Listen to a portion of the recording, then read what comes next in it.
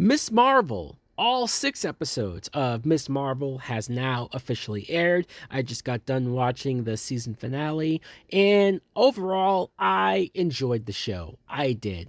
I really loved the first couple episodes of the show, getting to know this character, getting to know this actress and her relationships with her family and her friends. That was some of the best parts of the show, honestly.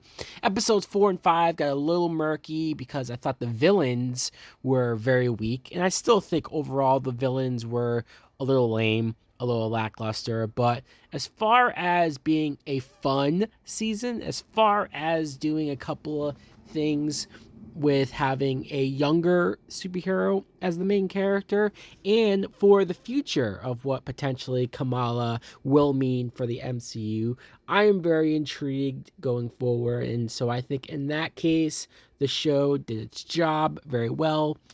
The actress that plays Kamala Khan is Iman Vellani. I believe this is like her first acting gig. She's so natural, she's so believable. I think it helps that in real life she really is a fan of Marvel and the superheroes and the movies. And so it shows in how she plays this character, how she is totally in love with the superhero world.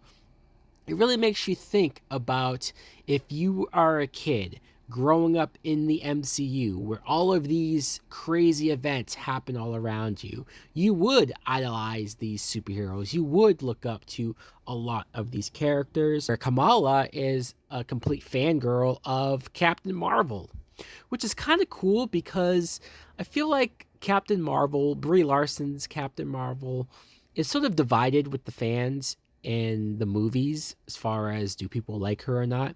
So to see a character like Kamala love her as much as she does, be her biggest cheerleader, her biggest fan, it almost makes me like Captain Marvel even more now because of how much Kamala loves her. I love the dynamic between her mother and her father because they felt like real parents. They felt like parents that just cared about her, wanted what was best for her. They weren't just being mean just to be mean. They weren't putting rules on her or forcing her to do things she didn't want to do just because. You got their point of view, you got where they were coming from. And even her brother, who I thought had some underrated comedic moments. Her two best friends, you have Bruno, who was kind of her guy in the chair, more so somebody that could help her figure out her abilities, figure out her powers, and Nakia, who was her best friend, who actually had a lot of great moments. This actress that played Nakia, a lot of great moments just with her dealing with her identity, dealing with her race, and dealing with wanting to be a part of her mosque, wanting to be a part of her religion in a leadership capacity. But let's talk about her superpowers, Kamala Khan, Miss Marvel, because there were some people who do know Miss Marvel from the comics, who are aware of what Miss Marvel's powers are. They were upset that this show changed her powers. In the comics, her powers are more so in the effect of, because she's an inhuman, right? She gets her powers from a mist that sort of unlocks a bunch of abilities that are in her genes, and she can grow her limbs, she can grow her hands and legs, and even grow her in size, similar to Ant-Man. And I think a lot of people, whether it's the comic books or some cartoons or even the most recent Avengers video game, felt like they got to know her with those particular powers. And then in the show, it's not like that. You see that her powers come from this bracelet, bangled like thing, and it almost looks more akin to Green Lantern when he materializes objects and things from the ring. It seemed like that's what Miss Marvel was now doing. And look, I get it. I get if Miss Marvel happened to be one of your favorite characters from the books, and maybe this irks you. Maybe it just feels like they're changing it just for the sake of changing it. But honestly, I don't care. Like, it's not a big deal to me. I'm not saying because it's not a big deal to me, it shouldn't be a big deal to you. I understand. This seemingly worked. I feel like for the effects that they were going for, I feel like for what the abilities that they wanted to convey, and her superhero costume. Now, she doesn't get her superhero costume technically until the sixth episode, but I thought by the time we finally got it, it looked great. I love that her mother made it for her. I loved how comic book accurate her costume looked. So it's the little things. The editing and the style of the show in general, more so in the first episode, but they had a little bit of it throughout, where whether it's text messages that appear on screen or the graffiti on the wall moving in animation form. I mentioned the villains. I did say that the villains were my least favorite part of the show. You have Najma, who was there with a group of, I guess they were jinn, and I thought at first it was interesting that they were bringing in jinn characters more so from the religious aspect or the old stories of what has been passed down, but it didn't seem like that was the focus. And Najma at first came across as a nice character, a sympathetic character, somebody who just wanted to go home and wanted to help, and then literally on the flip of a dime became evil. And it comes out of nowhere. She just got impatient for waiting for Kamala's help, and then before you know it, she's just trying to kill people. She's just 0 to 100. By the time we get to portals opening for her to get back to her world, apparently she's from another dimension, she's not able to go through the portals because it kills her people, turns them into dust. And then I thought, well, all right, now I'm even more confused because, first of all, we don't know why she isn't allowed to go home. They say in the show that there could be a boom, there could be an explosion that could hurt a lot of people, but it's not fully explored. It's not fully explained. And then it's not really explained either why Najma needs to desperately get home right now as fast as she does.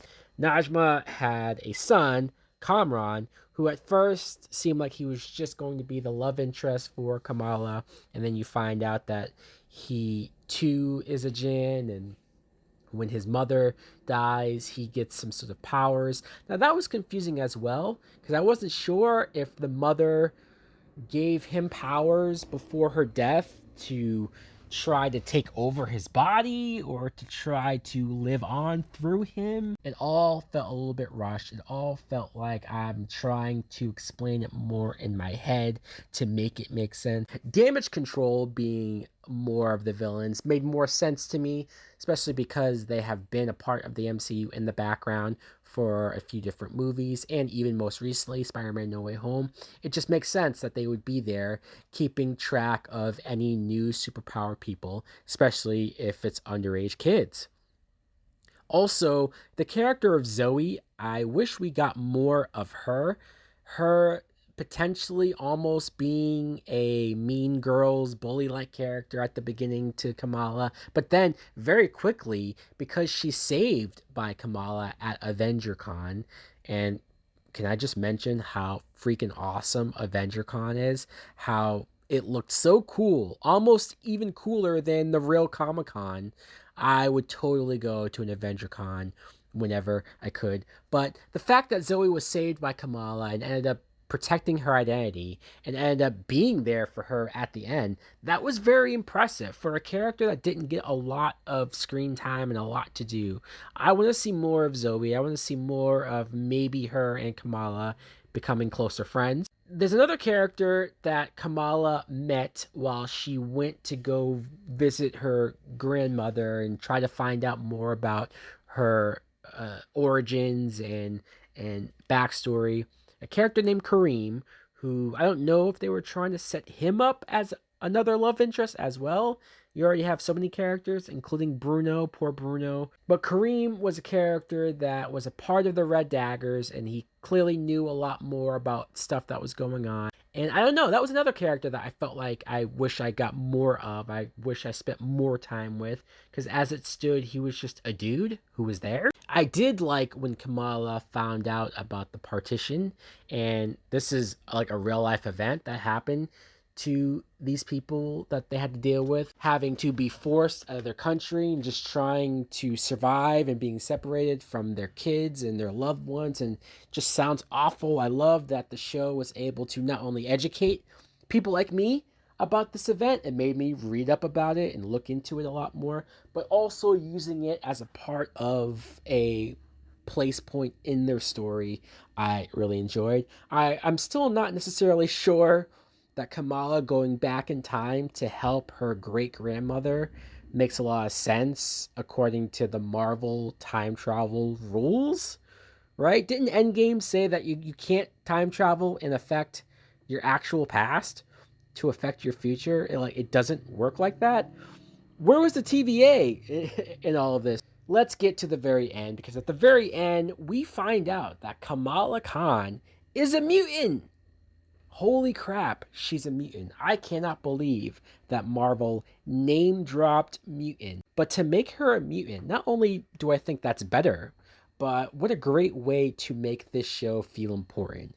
To finally introduce mutants into the MCU, have Kamala be the first known mutant in the MCU. How cool is it to be able to see Carol Danvers, Captain Marvel, Brie Larson show up just for that quick cameo? It's clearly a connection for Kamala showing up in the Marvels movie, but that was great. I was wondering if they were going to get Brie Larson to show up. I'm even more anxious to see Kamala herself interact with Brie Larson, to see her truly fangirl out over her. So, guys, let me know in the comments below, what did you think of Miss Marvel? Did you like it? Did you not enjoy it? I'm fully expecting to be a mixed reaction here, and that's fine. Thanks for watching. Like, comment, subscribe. Later!